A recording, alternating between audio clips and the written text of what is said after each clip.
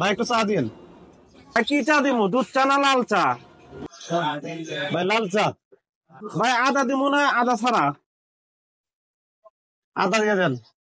চিনি কম দিমু না বেশি দিমু? চিনি কম দিয়েন। লবঙ্গ দিমু না লবঙ্গ ছাড়া দিমু?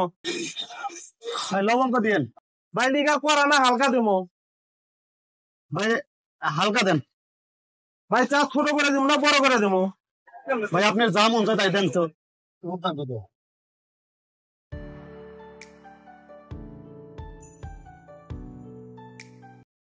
দেন টাকা দেন।